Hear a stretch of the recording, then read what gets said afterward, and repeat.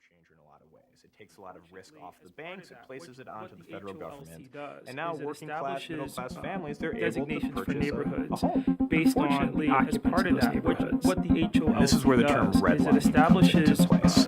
Designations for neighborhoods based on the occupants of those neighborhoods.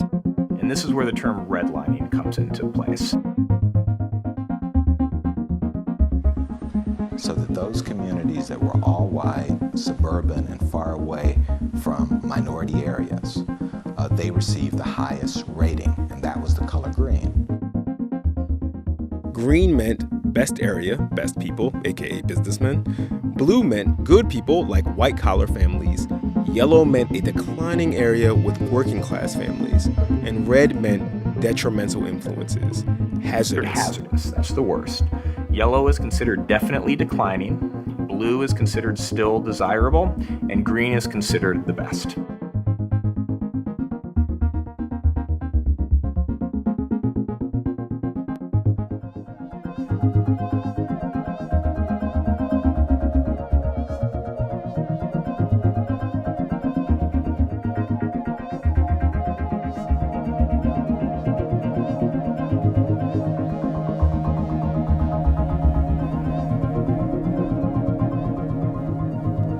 The FHA is being very upfront and very explicit in how they are linking spatial desirability with racial occupancy. It's this racialization of space idea.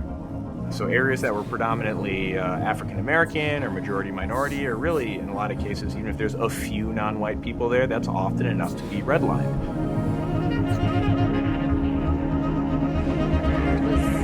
As though it wasn't real. You can't imagine. But for someone to come out and actually tell you that they can't sell to you, you know, I was really on an up. Man, look at this house. Can you imagine having this? And then for them to tell me because of the color of my skin, I can't be a part of it?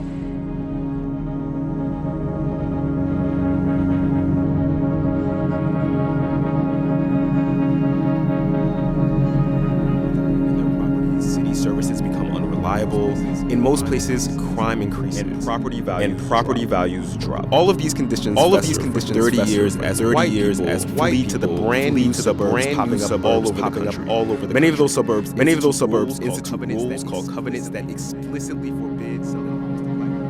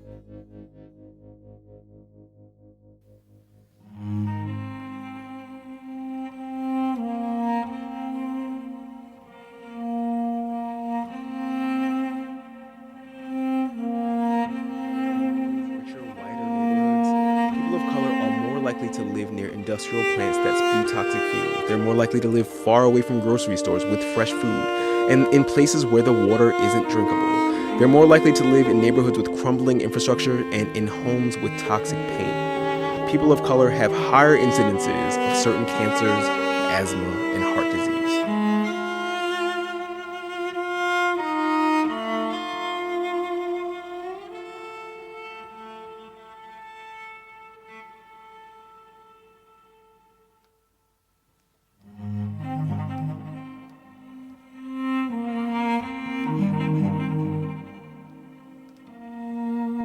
Both sets of my grandparents in 1942 were able to buy houses in South Minneapolis. These houses were in a part of the city that was blanketed by racial covenants. Because of those racial covenants, my parents grew up in neighborhoods that were entirely white. And in many ways, they described them as a paradise for children. They had wonderful parks. They had really solid schools that sent them to college. But no one in their neighborhood ever talked about the fact that this neighborhood was only for white people. And I want everyone with this map to imagine themselves in this landscape of privilege and disenfranchisement.